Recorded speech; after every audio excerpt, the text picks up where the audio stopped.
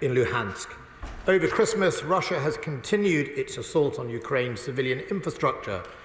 But no matter how cruel or how much loss of life accompanies it, Russia has singularly failed to break the will of the Ukrainian people or change the policy of its leaders. We continue to closely monitor how Russia's long-range strike campaign will evolve as it eats deeper into the strategic reserves of its own modern missiles. It is notable that Russia are now using the forced labour of convicts to manufacture weaponry. Ukraine, however, continues using its internationally provided long-range artillery to successful effect. Mr. Speaker, throughout the war, Russia has managed to lose significant numbers of generals and commanding officers. But last week's announcement that their commander in Ukraine, General Sergei Surovikin, had been unceremoniously bypassed with Chief of the General Staff General Gerasimov personally taking over field command is certainly significant. It is the visible tip of an iceberg of factionalism within the Russian command. Putin apparently remains bullish, and with Gerasimov's deference to the president never in doubt, we now would expect a trend back towards a Russian offensive, no matter how much loss of life accompanies it.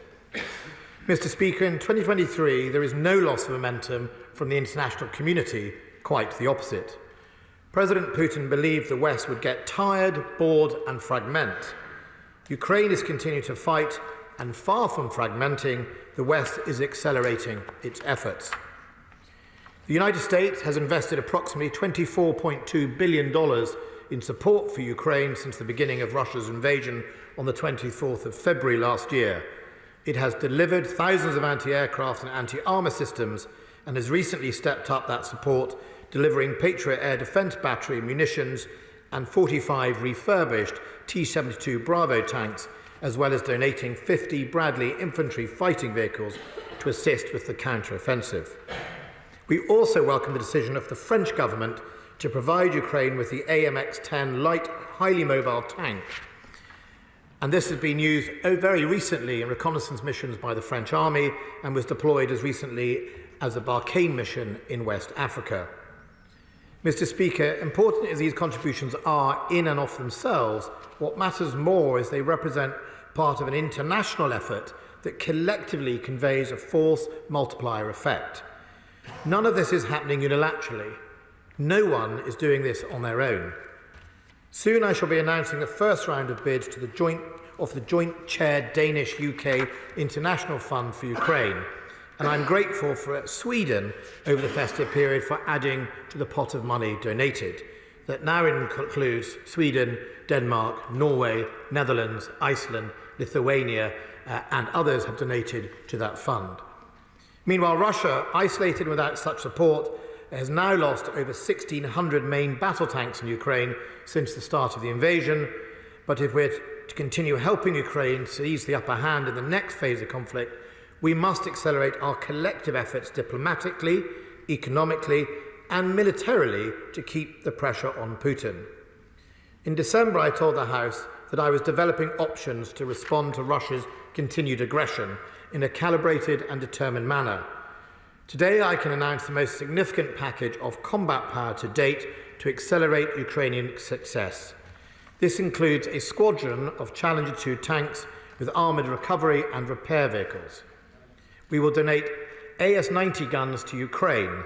This comprises a battery of 8 guns at high readiness and 2 further batteries at varying states of readiness. This donation will not impact our existing AS-90 commitment in Estonia. Hundreds more armoured and protected vehicles will also be sent, including Bulldog. A manoeuvre support package, including minefield breaching and bridging capabilities, worth £28 million, and dozens more uncrewed aerial systems worth $20 million to support Ukrainian artillery. Another 100,000 artillery rounds on top of 100,000 rounds already delivered. Hundreds more sophisticated missiles, including GMLRS rockets, Starstreak air defence, and medium-range air defence missiles. An equipment support package of spares to refurbish up to 100 Ukrainian tanks and infantry fighting vehicles. While the tanks and the AS-90s will come from our stocks along with their associated ammunition, a significant number of the other donations are being purchased from the open market or from supportive third-party countries. Today's package is an important increase to Ukraine's capabilities. It means they can go from existing to expelling Russian forces from Ukrainian soil. President Putin cannot win, but he is equally certain he can continue inflicting this wanton violence and human suffering until his forces are ejected from their defensive positions and expelled from the country. That requires a new level of support, the combat power only achieved by combinations of main battle tank squadrons operating alongside divisional artillery groups and further deep precision fires, enabling targeting of Russian logistics and command nodes at greater distance. Mr. Speaker, we will be the first country to donate Western main battle tanks, and we will be bringing a further squadron of our own Challenger tanks to higher readiness in place of the squadron sent. Even as we gift Challenger 2 tanks, I shall at the same time be reviewing the number of Challenger 3 conversions to consider whether the lessons of Ukraine suggest that we need a larger tank fleet. We will also build on the Army's modernisation programme at pace, specifically on artillery. I am accelerating the mobile fires programme, so instead of delivering in the 2030s, it will do this earlier this decade. I've also directed that, subject to commercial negotiation, an interim artillery capability is to be delivered. After discussion with the United States and our European allies, it is hoped that the example set by the French and us will allow those countries holding Leopard tanks to donate as well. I know there are a number of countries wanting to do the same. No one is going it alone, Mr. Speaker, as I have said. Mr. Speaker, it's worth reiterating why we are doing this. Because in 2023, the international community will not let Russia wait us out while inflicting terrible suffering on Ukrainian civilians. The international community recognises that equipping Ukraine to push Russia out of its territory is as important as equipping them to defend them what they already have. This week, dozens of nations will meet in Ramstein, Germany, to progress further donations and international coordination. The Kremlin will be in no doubt that we are resolved to stand by Ukraine in her fight. Doubling down on the success of our basic training of Ukrainian military in 2022 in the United Kingdom, we are also now increasing this number this year to a further 20,000. Canada, Denmark, Finland, Sweden, Lithuania, New Zealand and the Netherlands have already joined this effort, and I'm pleased to say we are now joined by a group of Australian military to train in this country as well, leaving their summer to join our winter, brave souls. Our decision today is a calibrated response to Russia's growing aggression and indiscriminate bombing. The Kremlin must recognise that it is their behaviour that is solidifying the international resolve, and that despite the propaganda, Ukraine and her partners are focused on the defence of Ukraine. None of the international support is an attack on Russia or NATO-orchestrated aggression, let alone a proxy war. At its heart, it is about helping Ukraine defend itself, upholding international law and restoring that country's sovereignty. We believe that in 2023, increased supplies, improved training and strengthening diplomatic resolve will enable Ukraine to be successful against Russia's poorly led and now badly equipped armed forces. From the outset, President Putin believed his forces would be welcomed with open arms, that Ukrainians wouldn't fight and that Western support would crumble. He has been proved wrong on all counts. Today's package will help accelerate the conclusion of Putin's occupation and all its brutality, and ensure that in 2023 and beyond if necessary, Ukraine retains its momentum, supported by an international community that is determined more than ever that Putin's illegal and unprovoked invasion will fail. Thank you. Secretary of State John Healey. Thank you, Mr. Speaker. I welcome the Defence Secretary's statement and thank him for advance sight of it. 2023 will indeed be the decisive year in this war in Ukraine, and the most decisive moment is now. Now, when Ukraine has the tactical and morale advantage over Russia, now when Ukraine needs more combined military firepower to break the battlefield deadlock.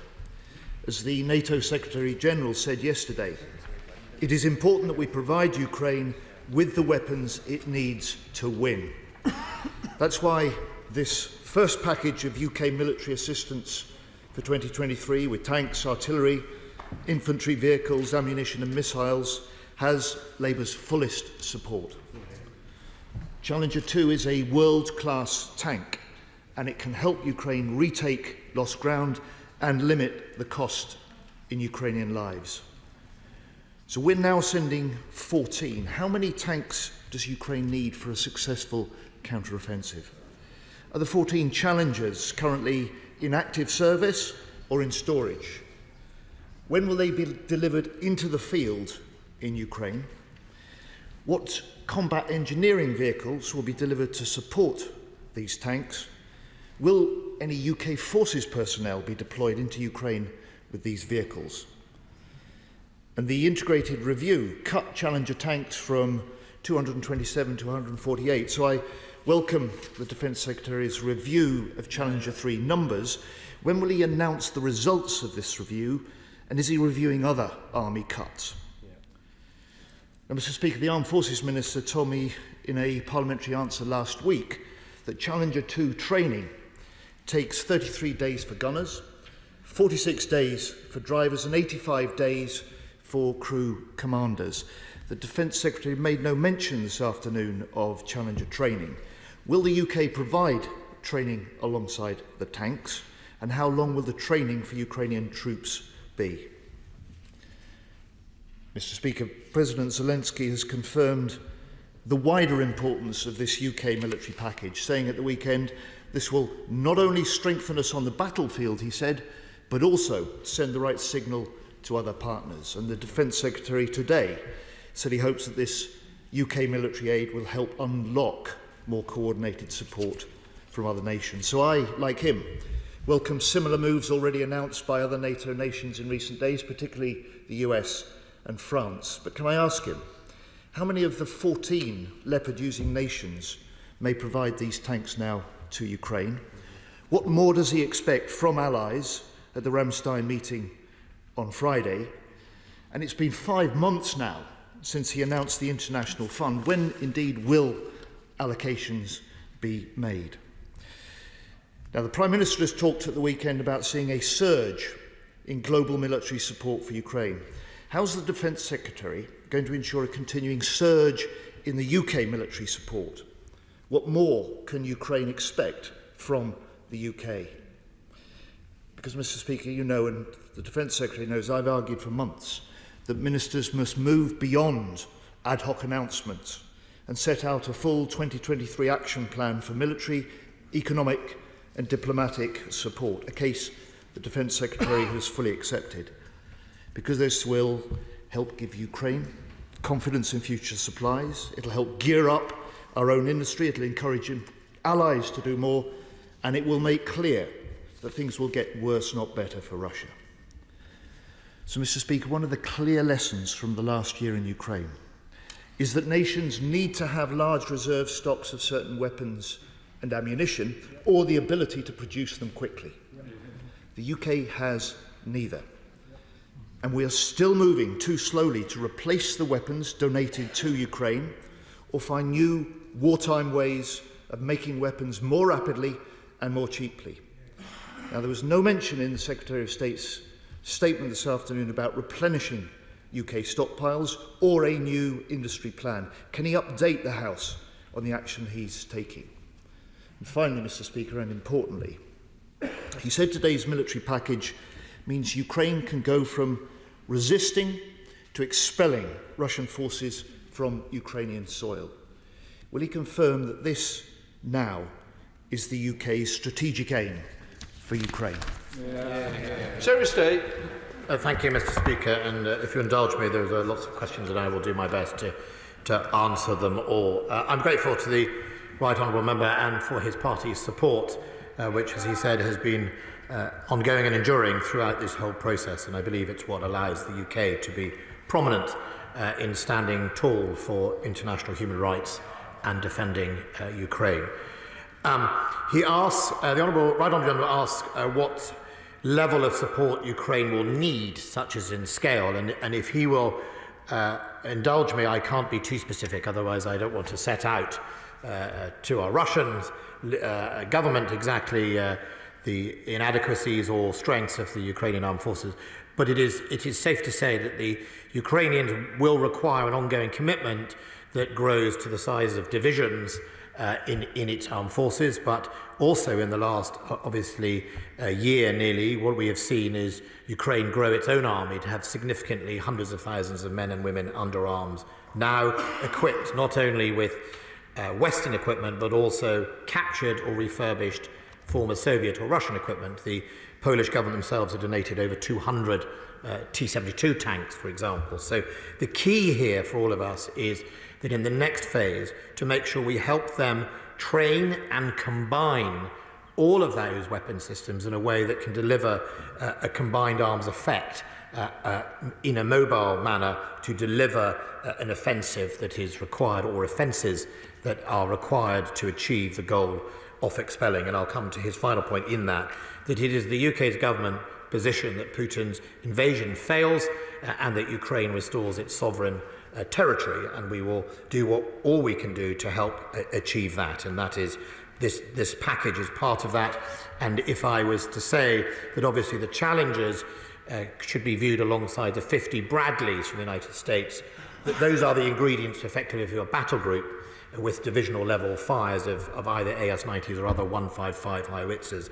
The 14 tanks represents a squadron, and indeed 50 Bradleys would be roughly an armoured infantry battle group. So what we're trying to do is, in the next step, take a Ukrainian military whose history has been in Soviet methods, and not only have we provided them with Western equipment, but also Western know-how. And the training will be delivered, first of all, in answer to the question, almost immediately. It will start with Ukrainians, both in the UK, but also training in the field, so to speak, in either neighbouring countries or in countries such as Germany, where we saw the artillery train with the Dutch, I think, at the beginning of this process. So training will be administered, supported both in the UK and elsewhere in Europe to these Ukrainian forces, with the US being in the lead of much of that formation training, which is incredibly important and supportive of the United States to do so. There'll be no UK forces deployed in this process in Ukraine, and as I've said earlier, that is because our job is to help Ukraine defend itself, and we can do that from neighbouring or other countries.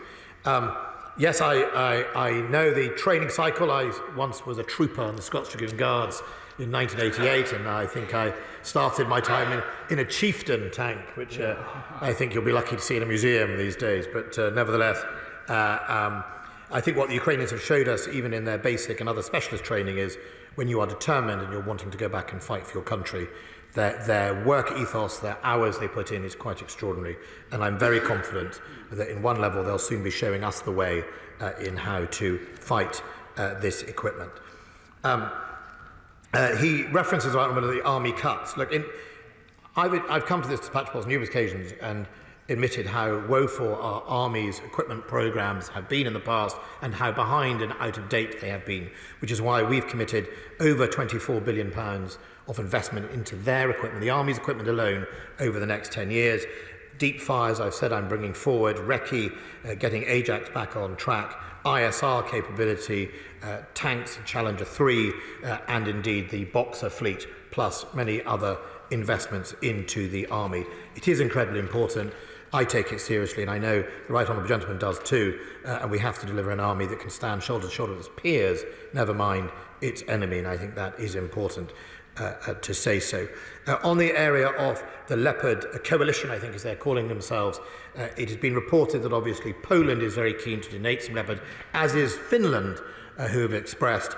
All of this currently relies on the German government's decisions, not only whether the Germans will supply their own Leopards, but whether or not they'll give permissions for others. I would urge my German colleagues to do that. These tanks are not offensive when they are used for defensive methods. There's a debate in Germany at the moment about whether a tank is an offensive weapon or a defensive weapon. Well, it depends what you're using it for. If you're using it to defend your country, I would wager that it is a defensive weapon system. Secondly, we are not on our own. This is a joint international coalition. And I know there have been concerns in the German political body that they don't want to go alone. Well, they're not alone, and I think the conference in Ramstein will show that. And the French, I pay tribute to the French's commitment to put in those tanks at Christmas time, and we are obviously joining alongside them. So I think, but they are the key to unlocking the Leopard. We'll do all we can to help that. On the International Fund, the answer is imminently, and when I mean imminently, next couple of weeks, I shall announce it. We had $27 billion worth of bids, I think, for a fund that's reached 500 million. And as I said, I'm very grateful for the Swedish donation very recently towards that fund. And we intend to keep growing it. But I want to make sure that the fund is spent in a sustainable way. It's not a petty cash or a cash fund, or a slush fund where you just go and buy something.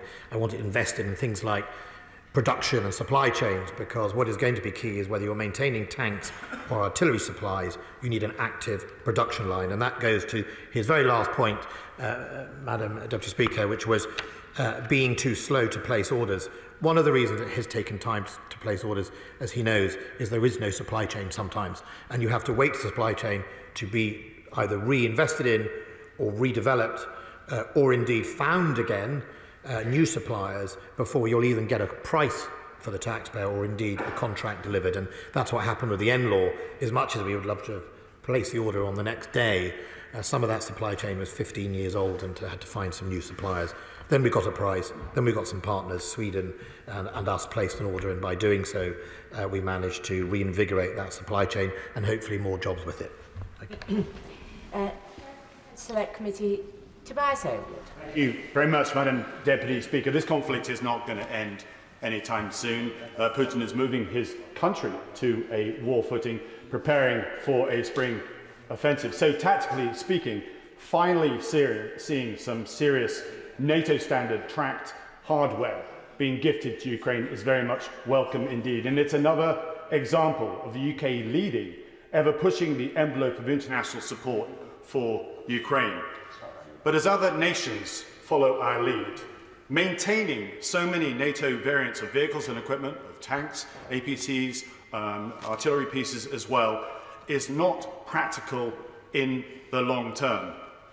Could the UK consider leading again by establishing a Western-funded, Ukrainian-operated weapons factory and assembly line in eastern Poland, so Ukraine can become self-sufficient in procuring and replenishing the military kit and munitions it needs for its own long-term security without fear of the facility being targeted by Russia?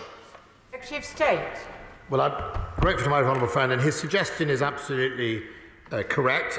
He is also right to make at the point that for all of this gifting, unless there is a supply chain or indeed sustainability package behind it, then when these vehicles run out, or indeed in the case of artillery, the barrels are worn out, they'll just become junk on the battlefield. And it's really important that we think that way. And that's why with the Challenger 2 donations, we'll be putting in some recovery vehicles with them. And there's a lot of thought going on right now about exactly sustainability of that supply chain. And that slightly ties into the International Fund. I'm looking for an intelligent application of that fund to stimulate just that. On his point about Ukraine itself, Ukraine has shown itself to be incredibly successful at either reverse engineering what they've captured from Russia, or indeed just designing and developing their own. They have opened a production line of 155 shells, I think, recently, or 152, and they're now manufacturing within their own country.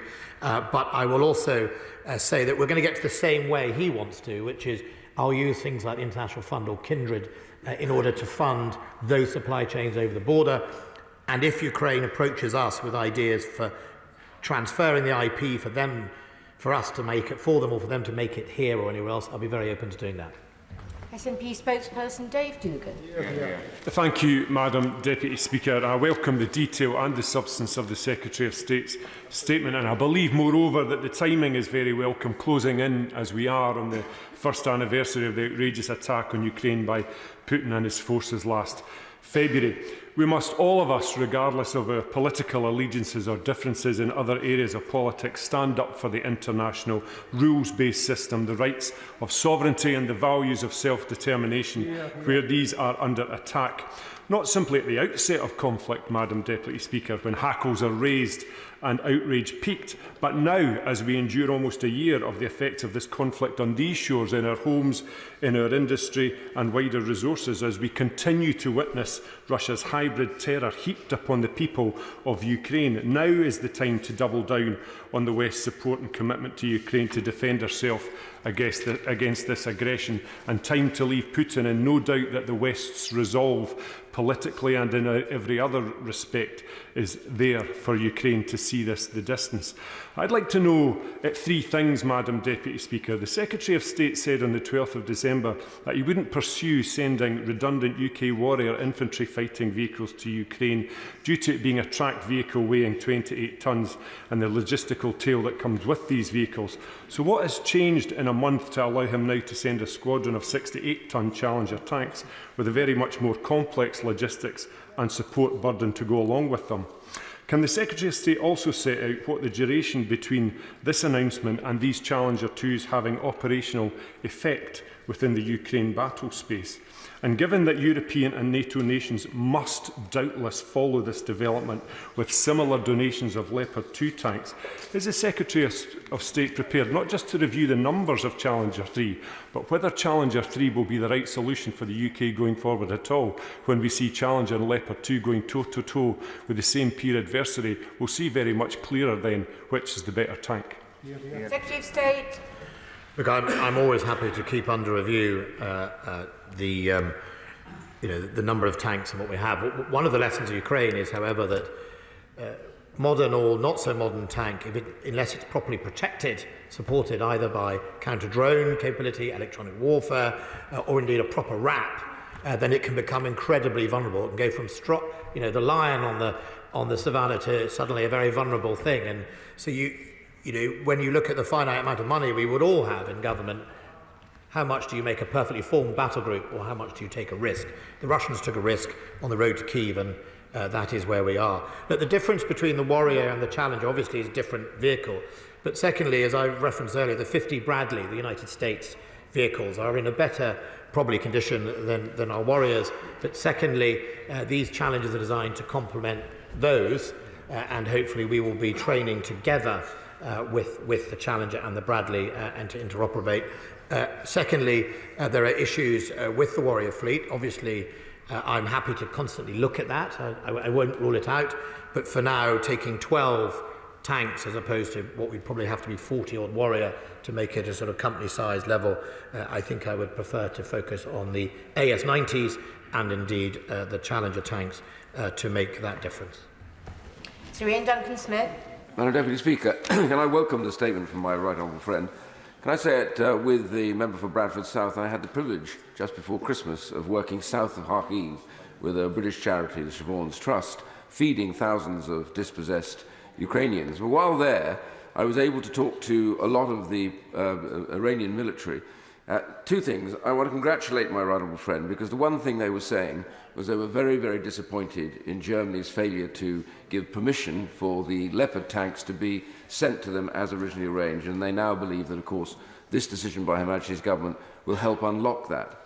The second point was that though I visited the military hospital in Kharkiv, which is shelled, by the way, 2 or 3 times a week, devastation is appalling, they did ask me for some things that are not offensive ones. Number one, they really desperately need more armoured ambulances, because they say that the experience is terrible about them getting the wounded quickly back to the hospitals. Number two was that they have a very great shortage of paramedics, and they need that very much as well. And the third area they were keen on, and this is something that's shocking, is that the number of Ukrainian military committing suicide now as a result of battlefield stress is astonishing, and they desperately, desperately need help. And they did ask that the US and the UK, who have experience in Afghanistan, Iraq, etc., could help by sending some people over to help train in those mental health practices. It would be really helpful. Secretary of State. Can I thank my right honourable friend, and I'll be fascinated to follow up with him his experience with Sean's Trust. I think it's easy to forget that there are lots and lots and lots of Ukrainians suffering either post-conflict through the suicide or indeed just ordinary individuals. And, you know, the tragedy is 9 months, 10 months in, people get slightly immune to what they see on the media and the telly and social media from what is really violence and destruction of a staggering scale. My right honourable friend, the Minister for Personnel and Veterans, has just said to me that the Surgeon General is going to visit soon to see what more we can do to help those individuals, especially suffering from the acute mental health challenges they have. On armoured ambulances, I know there's been some donations already, some of which has been also done by private donations. I think a colleague of ours in this House, Madam Speaker, from Yorkshire, approached me about a company that I think had donated some armoured ambulances. In the announcement, I noticed we've sent some bulldogs for people as old as me. That's actually called a 432. I think they gave it a new coat of paint and called it a bulldog, but fundamentally they have ambulance variants, so I'll see if they are included in that as well. I can write to the honourable gentleman with the details of medical support. And on the Germans, Madam Deputy Speaker, look, we shouldn't forget they have actually done a huge amount of donations, and while it's probably the best sport of the media of the day in the UK to always, you know, pursue them, they have actually delivered MT-70s, GMRS, the same as us. They are one of the biggest contributors to the Ukraine fight, and you know, I think we should give them credit where credit's due, and so, you know, I'm grateful for that. I just hope that on the Leopards they will unlock, if they won't do it, they'll unlock other nations to do so. Derek Twigg. Thank you, Madam Speaker. Can I thank the Secretary of State for what he's doing and support he's giving to Ukraine. Basically, we've got to do what it takes to ensure that Ukraine win this war, and that Putin absolutely understands there'll be no weakening on the Western side in support for Ukraine. But it is a war of attrition at the moment as well. And it's very, very important that it's clear the support that we will be giving to the Ukrainians is ongoing and done in a strategic way.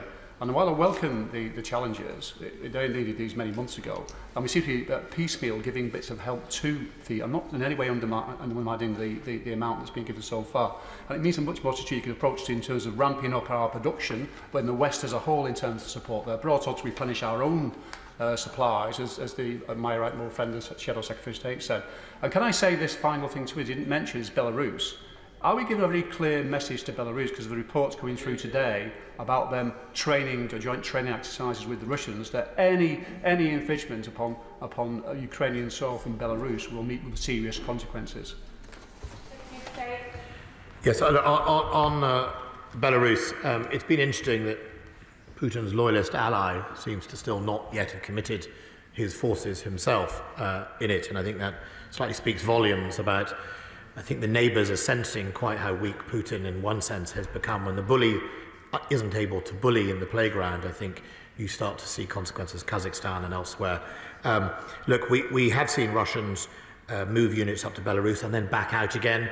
We saw them recently doing training, which is I think what he's referring to in that unit. But absolutely, we engage with Belarus, and I think Belarus understands the consequences of what further action would mean to its status in relation to Russia and indeed Ukraine. And I think Ukraine does speak to Belarus as well, as does President Putin, but no good would come off extradition of Belarus.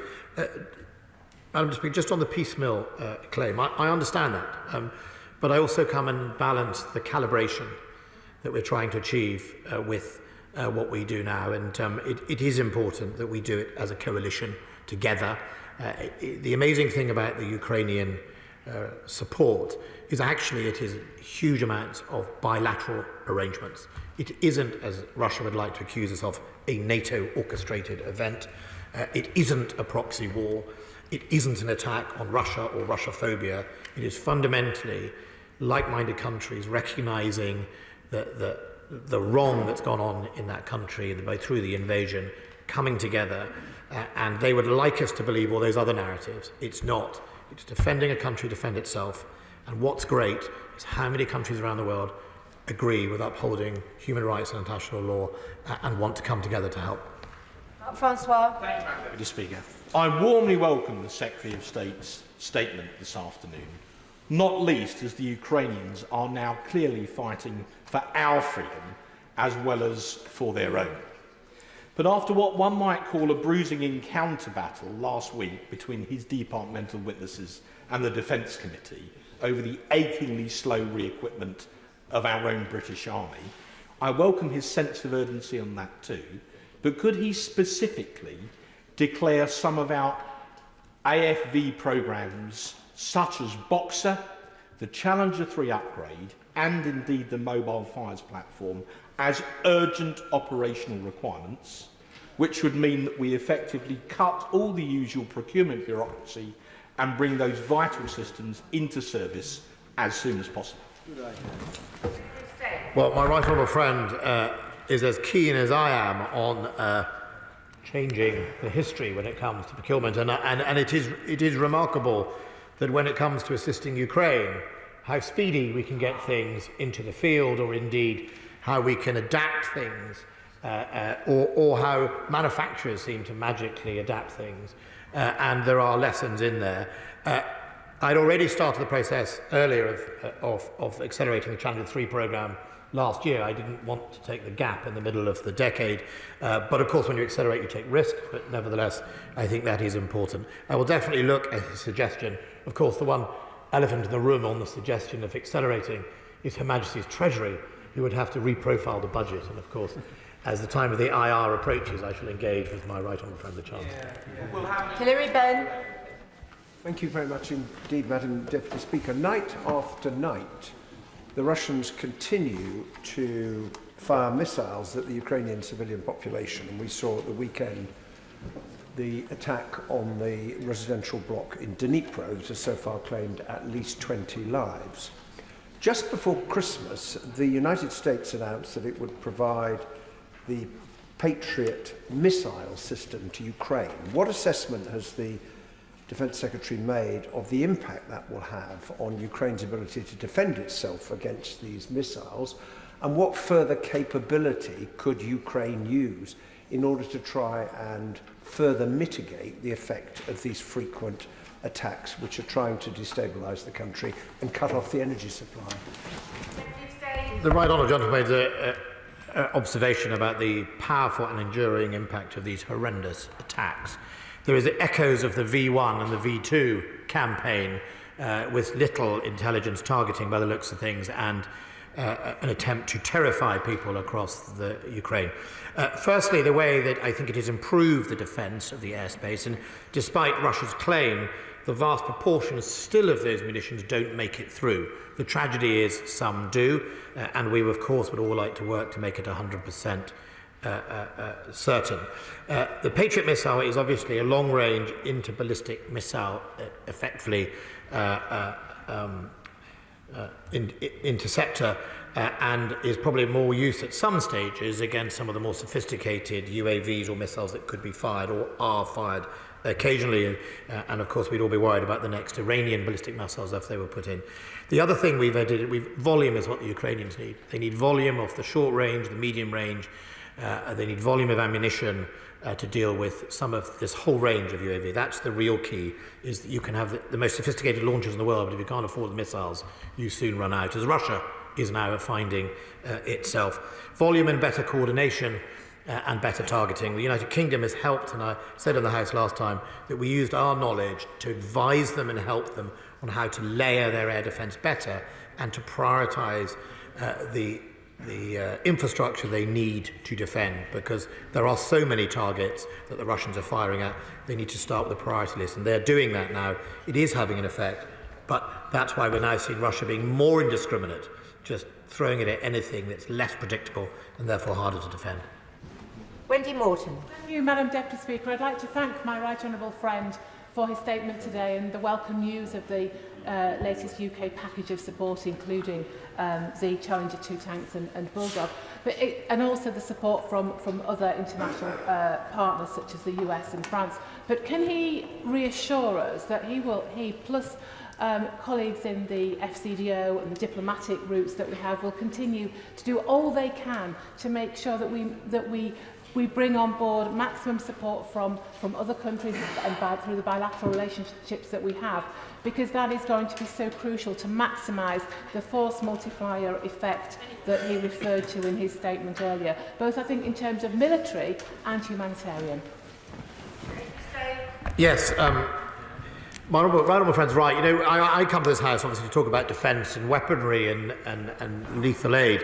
But there are other pillars in this. There is the diplomatic pillar, it's incredibly important, the economic pillar through sanctions, and that is a very, very important track to engage on. And I know some of that work isn't made public, but some of it is. And Russia is currently seeing its economy damaged by these sanctions, and they won't be moved anytime soon. And it is important to recognise that there is a diplomatic track. There's a diplomatic track open to President Putin, should he wish to end this senseless violence and invasion and seek to remove his forces from Ukraine. Of course there's a track open. This is not a one-way thing, and we will work very hard on it. But absolutely, the military is hand-in-hand with diplomacy and the economy, and we need to make sure we keep that up, whether that's at the UN, whether it's bilaterally, or whether it's with a new fora as well. Madam Deputy Speaker, and the Liberal Democrats would like to very much welcome the Secretary of State's statement today. And building on his exposition of the economic, diplomatic and military levers, could I just also add that communication levers are really key. We know that Russian propaganda wishes to twist international support for Ukraine into a narrative that suggests that somehow this is a war of self-defence, with Russia fighting against NATO in self-defence. How is the Secretary of State working with Cabinet colleagues and with people who work on strategic communications in the MOD to counter that narrative? I think it's incredibly important we counter it. He's right, and you know, you'll have heard me say twice from the dispatch box what this is not. It isn't an attack on Russia. It's not a proxy war. It's not a NATO-orchestrated aggression in any way at all. It is fundamentally about helping Ukraine defend itself. We make sure we message that throughout government, but also we make sure that we message that as much as possible into Russia.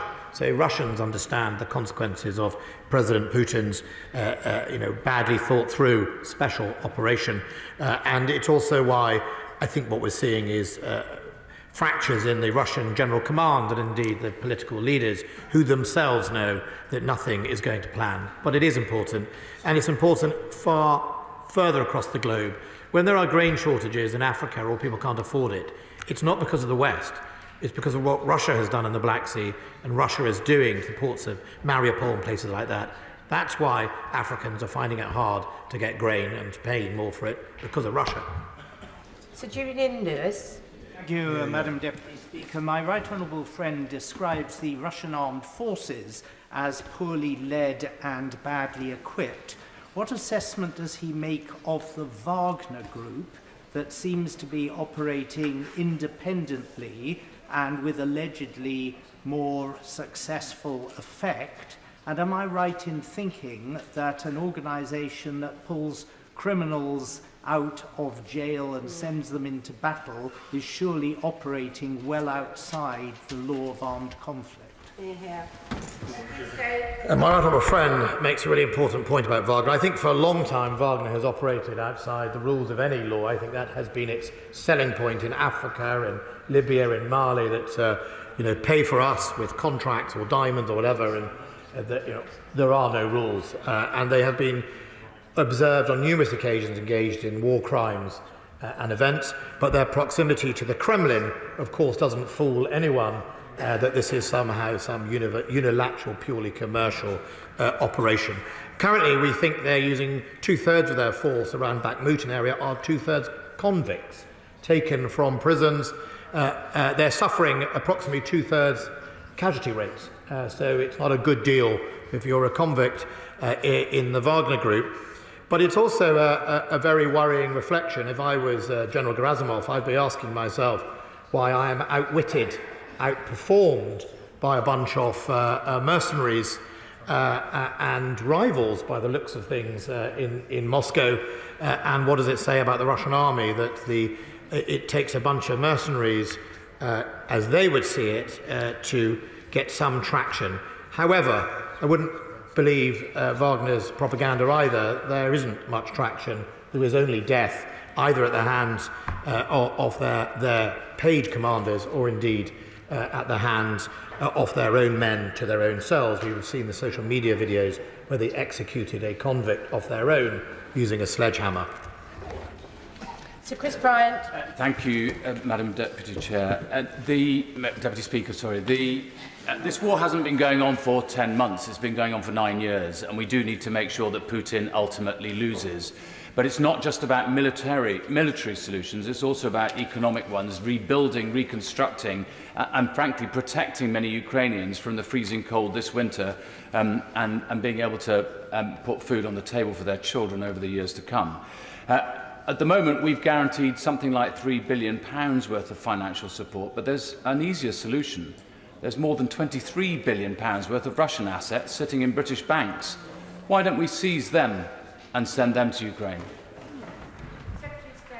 Well, the Right Honourable Gentleman, first of all, makes the most important point. Even before the 24th of February, Russia had killed 18,000 Ukrainian troops since 2014. There wasn't a month or a week that went by on that border where they weren't shot. So when we say to people, oh, it might escalate or it might be a war, Ukrainians often look at us in sort of, where have you been for the last decade? And it's very sobering if you go to Kyiv, to the memorial, and most of those plaques are way before February 2021. On the building and refurbishment and the support to the refugees, this is where I think Germany needs to get the credit. Germany and Poland have hosted tens of thousands and thousands of Ukrainians. It is putting lots of money into aid support for Ukraine and is making a significant difference. And I think that is, I've often said, Madam Deputy Speaker, that the strength of an alliance of 30, 40 people is we can move at different speeds, and nevertheless do that. And on his point of Russian assets, as the former criminal finance minister and security minister, I would be quite interested to know why we can't. Vicky Ford. Thank you, Madam Deputy Speaker. And can I join others in thanking my Right Honourable friend for his statement today and our ongoing support to Ukraine? I want to follow up on what my honourable friend just said about the Wagner Group. We heard last week how the brutal attack on the tiny town of Soledar has literally left the fields littered with the corpses of men. And my Right Honourable friend, the Defence Secretary, has just agreed from the dispatch box that this is an organisation that has been guilty of many war crimes in many parts of the world, not least last year in Mali, also had a CAR to his list. It's been put to me that if the Wagner Group was prescribed as a terrorist organisation, this could make it much more difficult for Prigozhin to recruit into this organisation. So can I urge my right honourable friend, the Defence Secretary, to work with the Home Secretary and the Foreign Secretary to make sure that we're gathering all the evidence we have against the Wagner Group and taking every single action we could to try to curtail their activities, including prescribing them as a terrorist organisation if it comes to that. Secretary of State. Look, I'm very happy to take that away and look at exactly that. Although I'm not sure they recruit at all anymore. I think they just pile people in.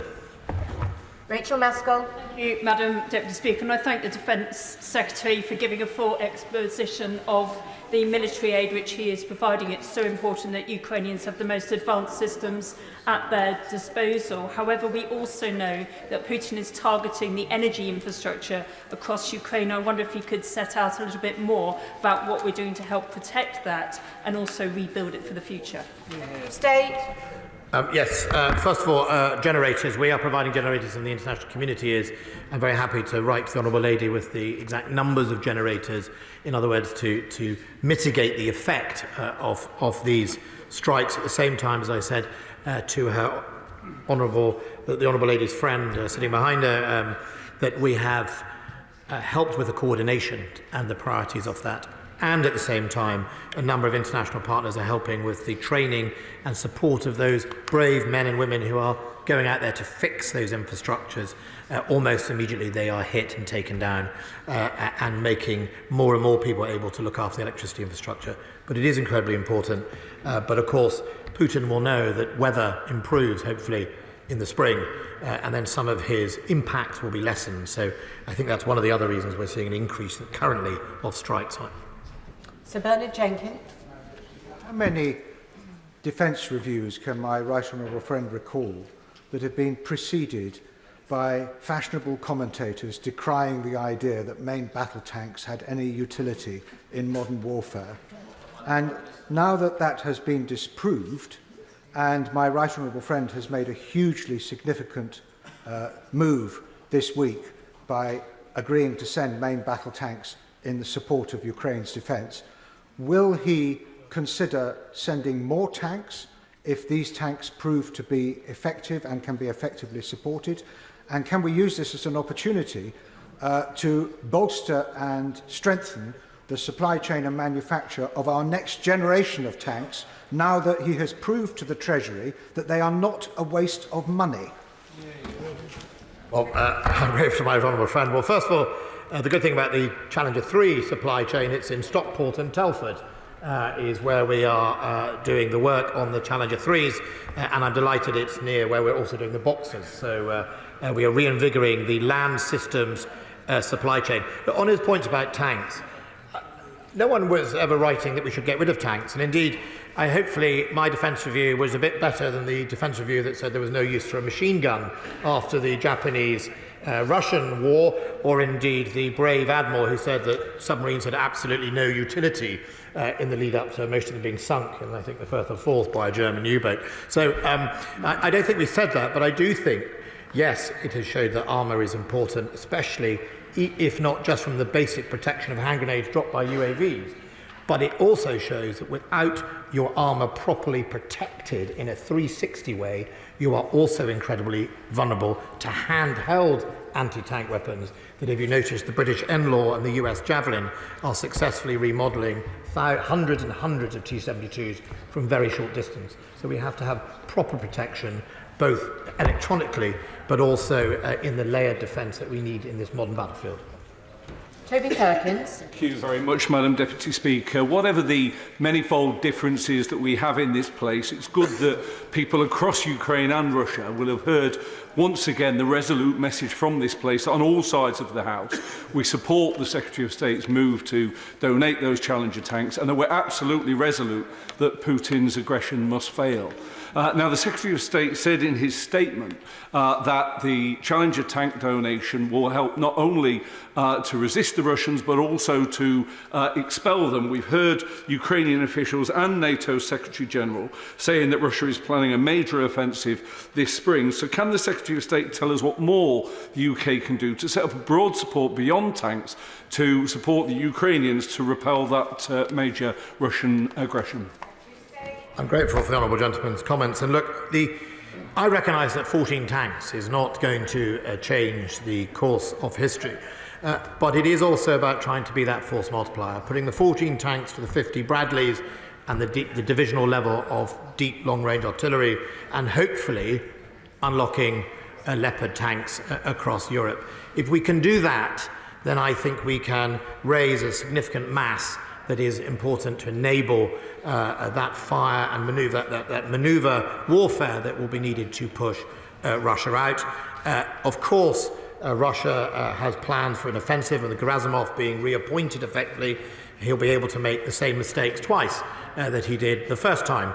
But nevertheless, yes, they're not giving up, but nor are we. I noticed social media in Russia commenting that our decision to send Challenger tanks would change nothing.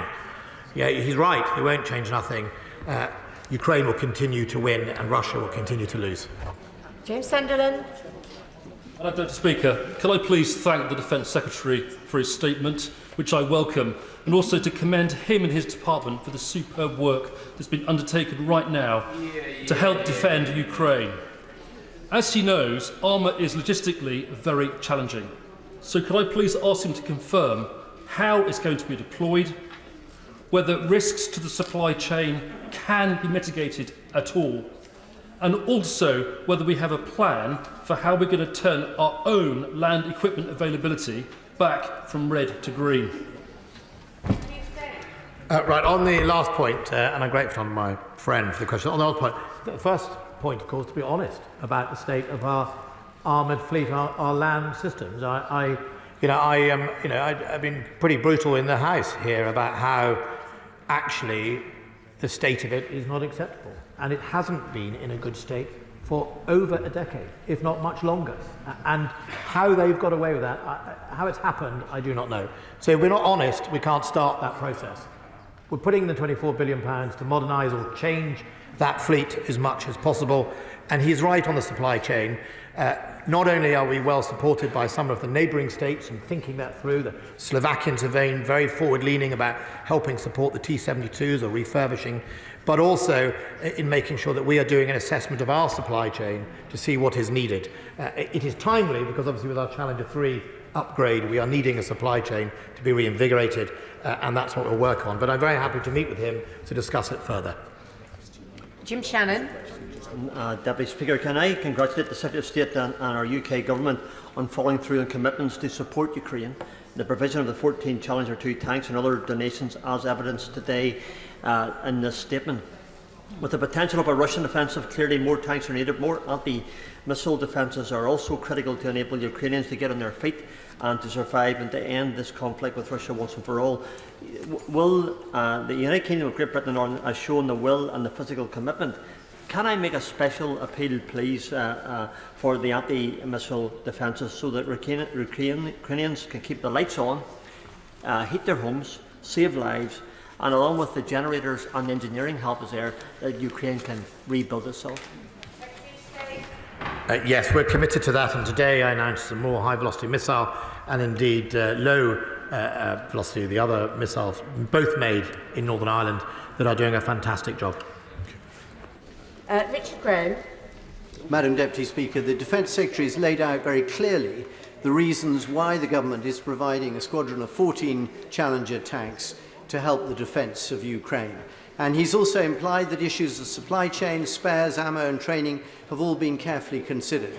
But my right honourable friend will also accept, I think, that the biggest contribution the Challengers may play is the diplomatic one of helping him unlock solid commitments by the 14 Leopard-using nations.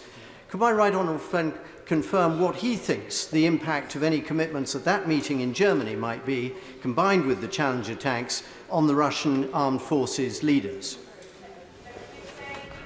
Well, I would hope that the Russian armed forces recognise over the Christmas break that their best bet is to cut and run, or to indeed stop and withdraw. And I think that is dawning on a significant number of commanders. The problem is the commanders aren't around long enough to be able to pull the levers to make a difference. With Surovikin being replaced by Gerasimov, maybe Gerasimov has been put in prime position to be the fall guy in 3 months' time, like all his predecessors on that, and maybe that is the cunning Kremlin plan.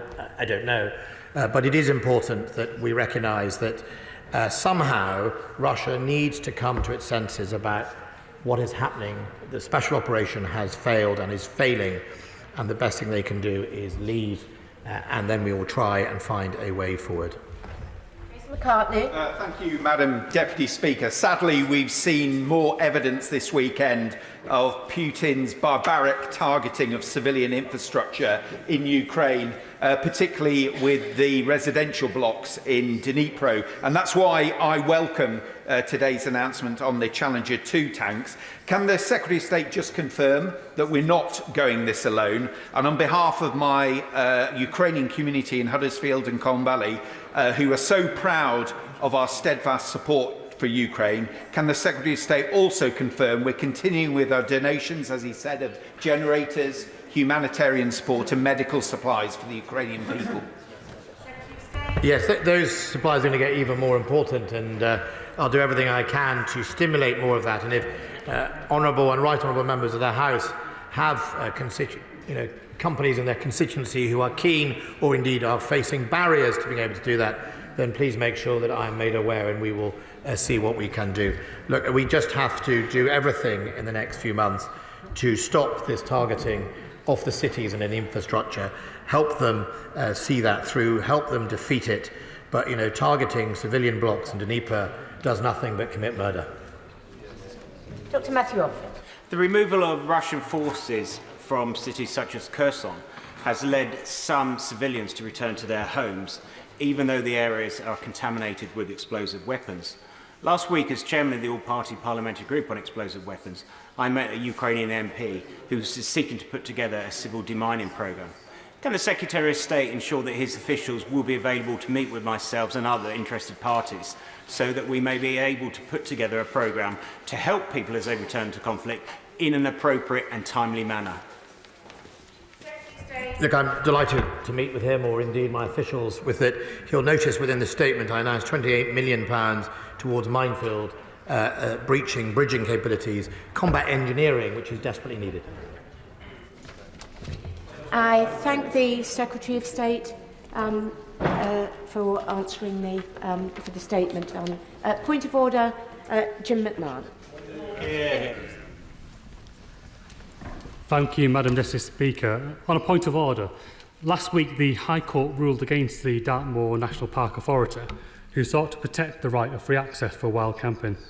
This is a significant backward step, seemingly putting the financial interests of one person above the fundamental access rights which have been hard fought for and provided for in law by this House.